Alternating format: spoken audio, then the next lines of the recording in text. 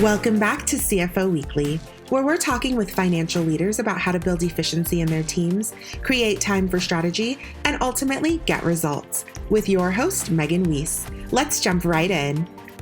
Today, my guest is Ante.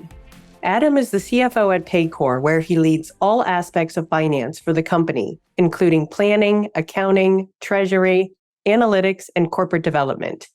In 2018, Adam was named to the Cincinnati Business Courier 40 Under 40 class.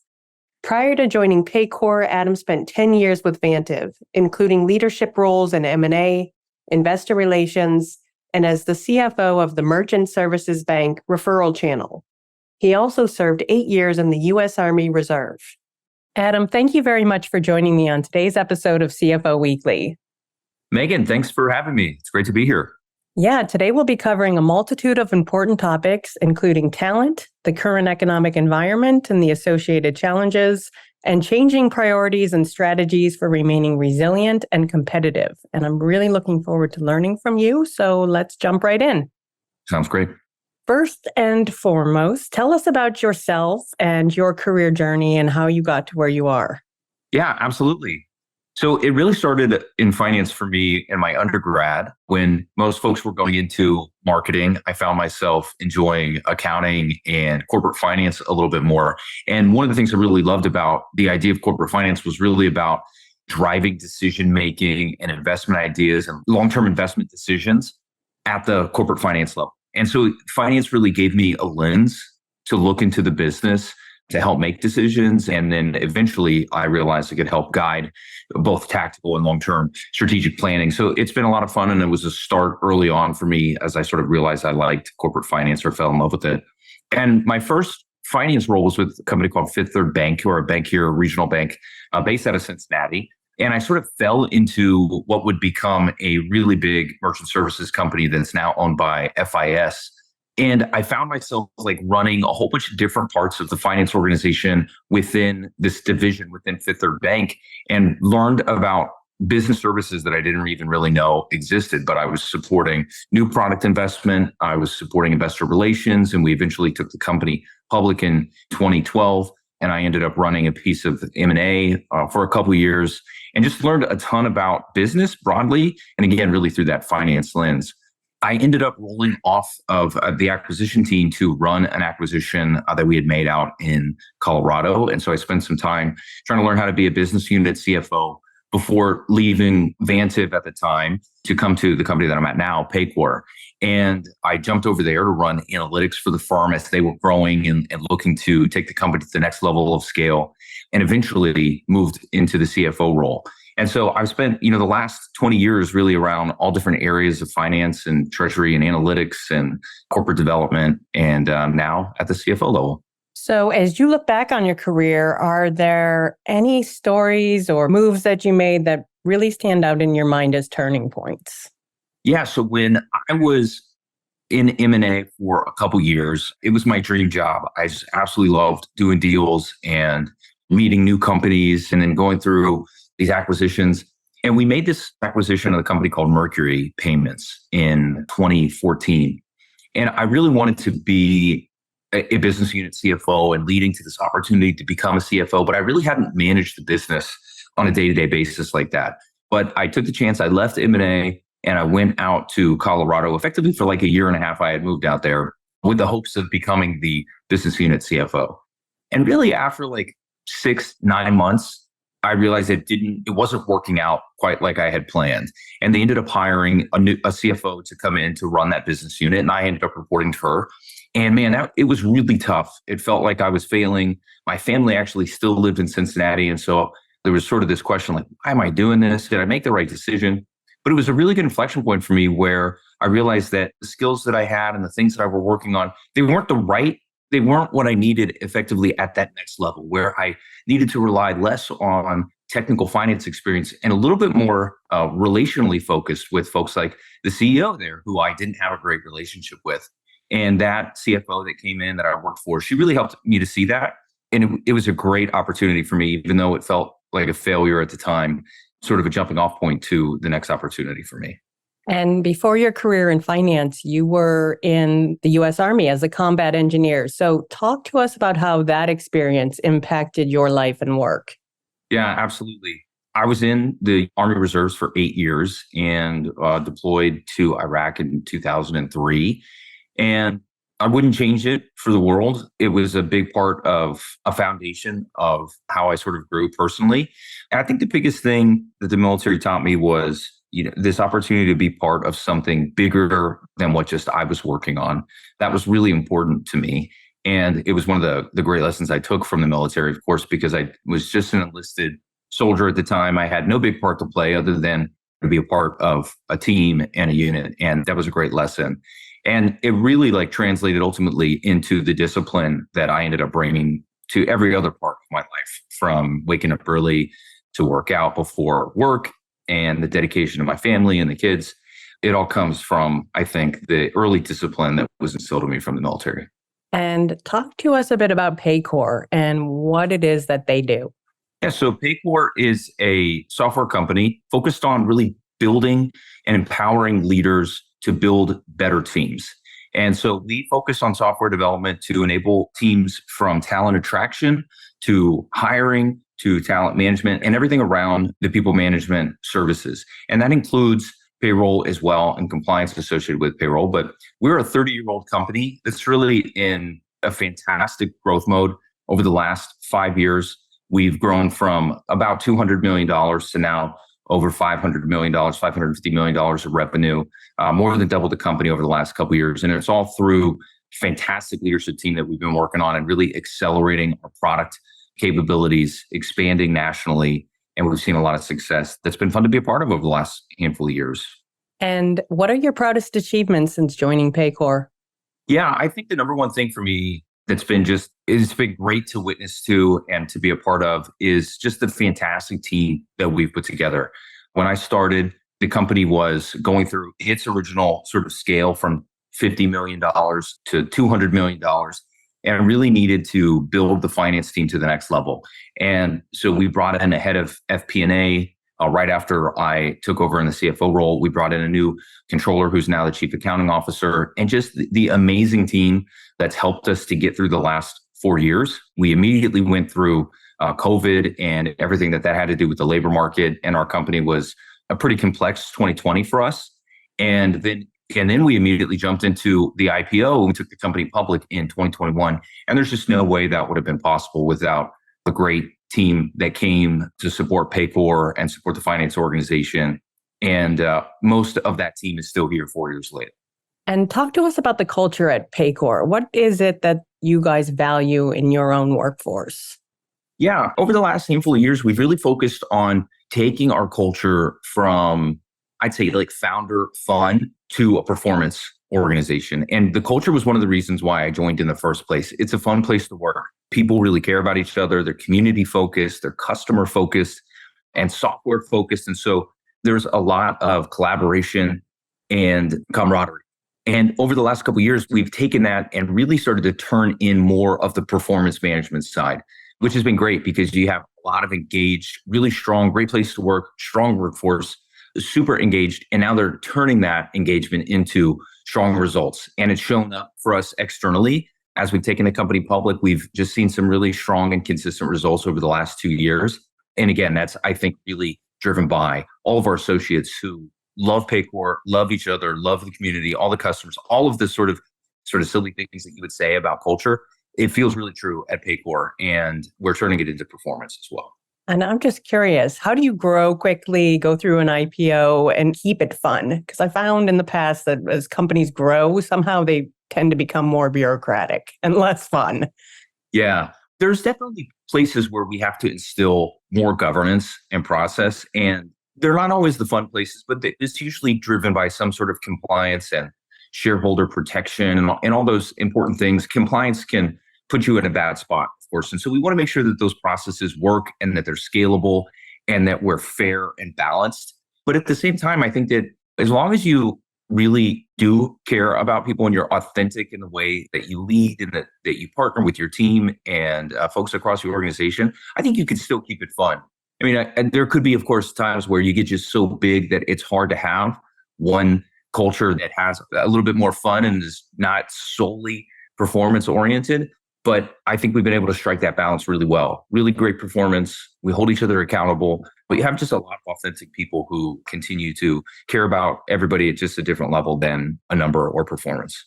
That's great. So tell us how you guys are attracting top talent with the talent market the way it is right now. So tight and yeah. So just talk to us about how you're attracting the best talent.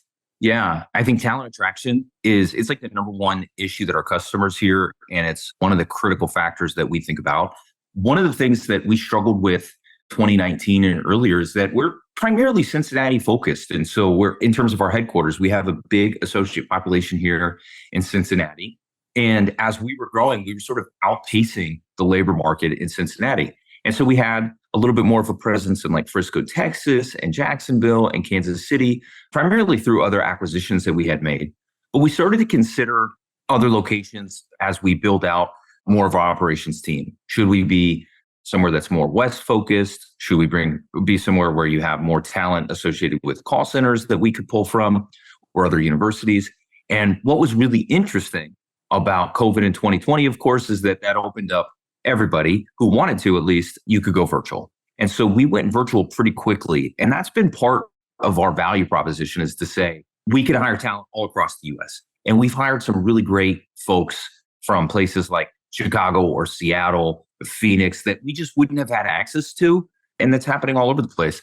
And I think on top of that, of course, our performance in the market as a software company has really helped us in those situations. So we're a software development company, virtually focused. We're performing well. And that we haven't actually had too tough of a time from a talent attraction perspective. We've hired probably more than 1,000 people over the last 12 months and grown from about 2,200 employees to 2,800 employees. We've been able to keep up with all of our expansion as we're continuing to add new sales, new product leaders, et cetera, all across the country. And as you continue to expand and grow, how do you make sure that you're hiring the best talent for each role? Because I imagine that the roles change along with growth. So how do you make sure that the best person is in each spot? Yeah, it's tough. I mean, hiring and talent attraction, it's got to be one of the more complicated. And low success rates, I think, or marginal success rates seem to be the going concern for most of my career. And I think one of the more important things that I found is that you have everybody talking and thinking and talking about our value proposition, our employee proposition, and the expectations that we have for folks when they come in. We're talking about it consistently. And the expectations early on can be misconstrued or can be difficult for folks to really understand. Of course, as a fast growing, seemingly like 30-year-old startup, when you come in, sometimes folks can get just railroaded, or they don't like the pace, or they don't like having to figure out, new processes. So we're looking for people who have more of an entrepreneurial mindset, who are looking to come in and create, not just sort of take on processes. And that can be hard for sure. But we try to set expectations. We try to be clear up front. Like in finance, we have a set of values that we work from, and we talk about those values when we talk to applicants. And usually that resonates with folks, and the people that it doesn't resonate with, they usually self-select. And let's switch gears a bit and talk about the current economic environment. So how has that changed your priorities or the CFO priorities in general? Yeah, the last couple of years have been interesting, to say the least. When we were going into 2020, we weren't, of course, thinking about COVID, and we had our plan laid out for the year, and we really had to switch up everything that we were working on. And I think that at that point, it really highlighted how much flexibility we needed to build into our processes around planning, capital allocation, operational understanding. All of those things needed to evolve to the next level. And so we continue to work on building more flexibility into our processes, into our planning cycle, into our forecasting, into capital allocation, better alignment and continued alignment across our executive team and our functional understanding of the business. It's gone deeper and deeper and closer together over the last couple of years. And I think like specifically some of the things that we're thinking about continue to be technology. Technology just is growing at a rapid pace, faster than ever. We're not even on a year of ChatGPT being a common term. And it's already evolved so much of how we think about technology and where we're going to invest and how we're going to invest in AI. And so those things continue to be top of mind for us as we go into the rest of this year and into next year. And what challenges are CFOs facing when it comes to managing financial risks? Yeah, the financial risks, and broadly, I would just say risks in broader macro market and related to the banking crisis and COVID crisis over the last couple of years, I think just highlight that things can change quickly. And there are more cybersecurity incidents than ever that the CFOs end up having to get into, I think, more and more. So we're getting into technology. We get pulled into things like talent management. Which could be huge risks for the organization if you lose talent and access to talent. And so CFOs are continuing to try to manage across all of these diverse risks. And it comes, I think, first through the relationships that you have with the rest of the executive committee and your peers, and how you can help them unpack those risks, identify those risks, and then make sure that we have the right sort of either reporting or management on the back end to step through them when we do realize those. And what strategies are CFOs using to ensure that their companies remain resilient and competitive during uncertain times? Yeah, I think that the best way to remain competitive when things are changing is to make sure you understand the levers in the business and create the flexibility in your cadence around decision-making and capital allocation so that you can pivot as quickly as possible. The more you know about the business and how the business operates and the fundamental operations in nature, you'll be able to make those quick tactical decisions when things start to change. And things are changing, of course, faster than ever.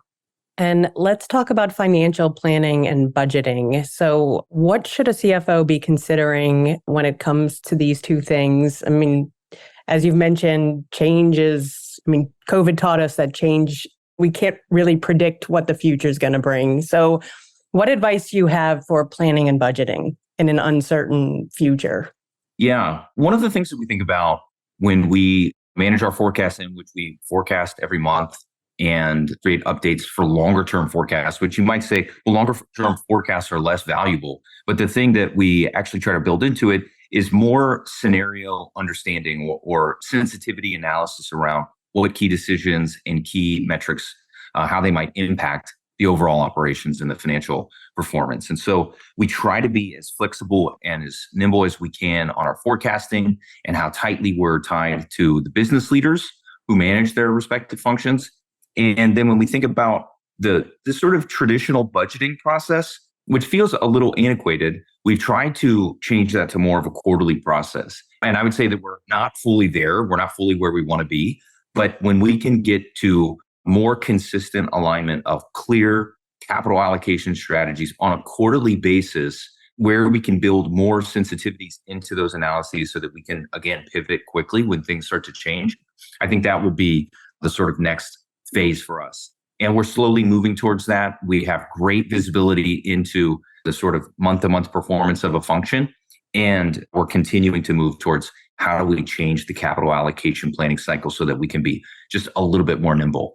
But it starts with, again, great relationships with the peers and the folks who run those. So our chief product officer and our chief technology officer, as they're driving product investment, staying really close to them as we think about how quickly we want to invest in the product, what are the next things we want to do, and how we might pivot that, and to the extent that things are changing for us. And then the technology that underlies that, I think, is critical, from the data and how you maintain and manage the data, who has access to it, and how quickly it's refreshed and updated. Those are critical pieces that we've invested a ton in over the last couple of years. Wouldn't have been able to do a lot of the stuff we have over the last couple of years without a lot of that early investment and ongoing investment in our data infrastructure. And in economic downturns, can you share some best practices that CFOs can use to streamline their financial operations? Yeah, I mean, as we think about downturns, I think they just tend to put more and more pressure on cash flow. And that's the first thing that we think about is our capital structure set appropriately to withstand a potential downturn? And or do we have the right understanding the levers that we can pull when we need to make those changes? And so I think the first thing is, again, like, understand the levers that you can pull, what the impact will be, and how long it takes you to pull those levers. whether that's on hiring or changing how you're investing in your software, or maybe you have some sort of a PP&E that you're making investments in and capital investments. And when those explicit cash flows go out, of course, I think all CFOs are thinking about that. And then as we think longer term about scaling the organization, it's really around the technology that enables us on those key pain points. So places like for us are billing infrastructure and our entire quote to cash or revenue systems. We continue to work to scale those so that they're not hangups for us, so that we don't have to focus on development costs, so that we don't have missed billing. All of that is a core technology for us that we are thinking more and more in business processes. And that spans well outside of finance, from sales operations into billing operations and our customer service areas. So we try to be intentional about those bigger in business processes as we think about long-term scalability. And I'm just curious, since we're talking about scalability, but how do you know when you've outgrown a process or when a system is broken? How do you know when that happens? Yeah, I get, like most folks, just a ton of outreach on LinkedIn to sell me things, but I can tell when customers start reaching out to me because we've messed up their billing and they're reaching out to me on LinkedIn, or we have a customer complaint because of a specific issue. That's when you can start to see that maybe we have either a bad process or our technology is falling behind. And so we evaluate stuff like concessions. So we'll evaluate concessions and say, what are the root causes of these? Do we see acceleration because of a certain area or a pain point that a customer is having? Do we have adjustments in billing that we're having to make that are rooted in technology? Do we have to spend too much on development? And does the amount of time it takes to make even business as usual changes, like changes to your pricing catalog, how long are those taking and how expensive is it for us to make those changes? And those sorts of things start to point back to, like for us, it started to point back to our quote to cash and revenue systems. And so we started to evaluate that technology more intensely. And what trends do you see emerging in CFO's financial management strategies and in the role of the CFO in general over the next few years? Yeah, that's interesting. I really thought that up until probably 2020 or maybe 2021 through 21, especially in software, there was a lot of growth at all costs, right? There's lots of companies, hyperscale. How do we sign as many deals as we can and accelerate the front end? And I think then you started to see more of a shift towards understanding the operational underpinnings of a business. Just a little bit more. I think that CFOs have always been critical to this, but over the last maybe 2 years, 3 years, it's really started to shift more towards you have to have a complete understanding of the operations, from your pipeline to how you do software development and your deal cycles, and supply chains have become clearly a lot more important to understand. And so I think that you're seeing more and more CFOs take just broader responsibility, and or if it's not complete responsibility, it's at least playing a bigger role working with the teams and the functional owners who own those responsibilities. And we're starting to get involved in more things like talent management. We've spent a lot of time talking about talent management and how critical it is to the future success of these businesses, and employee engagement and how you drive engagement, virtual work environments. And so I think more and more, you just have to be more flexible. You have to be willing to spend time with your peers on the key things that they're thinking about. And that's going to drag you maybe a little further away from the day-to-day balance sheet management, as an example. And on a personal note, you're known to engage in rock climbing as a way to decompress from the daily pressures of work. So how important is it to maintain a work-life balance? Yeah, I think it's important. I don't know. I guess I'll figure at some point I'll figure out what sort of balance I've been keeping, but I think it'll be probably not the answer that I would have hoped for. I think that work-life balance is hard. It's more of like work-life integration for me, and I think for a lot of folks, especially when you're just labor over the business. And most of us are like super passionate about this stuff. And so you just become consumed by it, either because you love it or because you don't know how to get off the train. But finding some outlet, I think, has been important. And so for me, and one of the things I like to do with my kids is I coach them in baseball, and one of the cool things that we've done is go rock climbing, and we all learned how to rock climb together. And we built a small rock climbing wall in my basement that we usually use like in the winter, but it's like a disconnect, right? It's just this chance to disconnect, reset a little bit. And in that case, put in a little physical exertion before you get back to your desk. And when you're rock climbing too, your hands don't work on the keyboard. So you really can't do any work anyway, at least for a couple hours. And last question, but as a CFO, what is keeping you up at night right now? Yeah. I think that the number one thing is really cybersecurity. That's the thing that just scares me the most. Most of the things in a business around the operations and things we're working on, if we mess something up, we're going to address it. We have ways to do it and we're going to fix it. And I think that we've had a lot of success there, but cybersecurity is something that can just bring you to a halt. And so we spend a lot of time working on it. We spend a lot of time thinking about it, and we have a great team that's focused entirely on it. We spend a lot of time talking with our board about it, educating our employees about risks. And I think if anything, that's the number one thing that just sort of scares me. Yeah, I mean, it's amazing how frequent and sophisticated that has all become. Yeah, it's definitely scary when you start to see some of the ways that fraudsters are approaching and companies are getting attacked. And I think that management teams are doing, for the most part, they're doing the best they can. And it's just, you just got to stay on top of it. You got to have teams and like a CISO who is passionate about it and who eats and sleeps it every single day. And that's what we've been able to find. We have a great CISO, and man, he knows everything about what's going on in the market, and the things that he shares with me, they scare me. But thankfully, he's out there hunting from the opposite direction. Adam, thank you so much for being my guest today. Megan, thank you for having me. It's been great to catch up. Yeah, I really enjoyed speaking with you and hearing about your experiences and the resulting insights that you've been able to share. And thank you for taking the time to be here with us today. I wish you and Paycor all the best. Yeah, thank you so much. And all of our listeners, please tune in next week. And until then, take care. If you're ready to boost efficiency and streamline your accounting processes at significant cost savings, it's time to talk with Personiv. Their people-powered solutions have transformed the delivery of back-office tasks and general accounting functions for decades, partnering with clients to provide everything from accounts payable to payroll services. See what Personiv can do for you by visiting personiv.com. You've been listening to CFO Weekly, presented by Personiv. Please subscribe wherever you get your podcasts to hear all of our episodes. Want to learn more? Check out personiv.com. Thanks for listening.